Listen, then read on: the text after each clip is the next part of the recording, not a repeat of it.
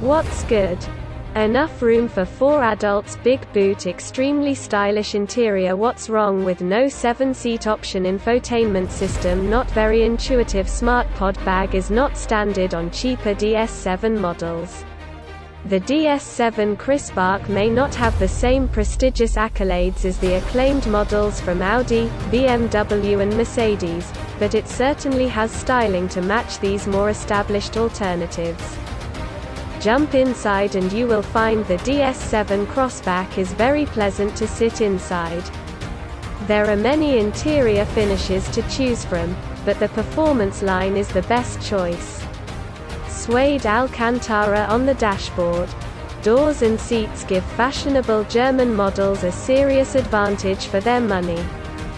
All versions except Elegance are equipped with a 12.3-inch digital instrument cluster and a 12-inch center infotainment screen with clear and colorful graphics. The latter can display a variety of things, including a huge satellite navigation display that makes it easy to follow directions. It's not the easiest system to use, however, and the DS can learn a thing or two from the more intuitive infotainment systems BMW and Audi's take, for example, the buttons below the DS7 Crossback infotainment screen. They are touch sensitive, but they do not give feedback, so it is difficult to know if you pressed them correctly. Meanwhile, the car's various security systems are continuously beeping and there is no obvious way to turn them off. It looks like the DS7 was designed at Paris Fashion Week. The cool mix of shapes and materials in the interior makes it look like no other car for the price. However, the DS7 Crossback does a good job of basic tasks.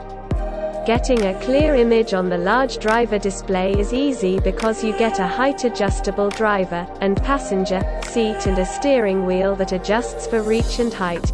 Both front seats also feature adjustable lumbar support to keep your back from hurting on long journeys. The news is also good for your tall rear passengers. They'll have plenty of head and legroom even if you and your front seat passenger are over 6 feet. The Prestige and Up go even further, with electrically reclining rear seats like a luxury sedan. Moreover, the impressively practical boot of the 0S7 CROSS back is larger than that of the Dollar class and larger than that of direct alternatives such as the BMW XS, Audi Q5 and Mercedes GLC. You will also have no problem driving the DS7 Crossback. You get a good view, and the direct steering and light pedals make it relatively easy to maneuver around the city. Basic models smooth out bumps well, but you have to pay extra to feel like you are floating on a flying carpet for an additional suspension with active scanning. It monitors the road ahead for potholes and grounds the vehicle accordingly. It is especially good for making long motorway journeys as comfortable as possible. The mid-range 180 horsepower DS7 Crossback diesel engine also helps facilitate long journeys. It is faster than the cheaper 130 horsepower diesel engine and cheaper to run than the 225 horsepower gasoline engine. This model also comes with an 8-speed automatic transmission as standard and a host of advanced safety kits designed to prevent avoidable accidents.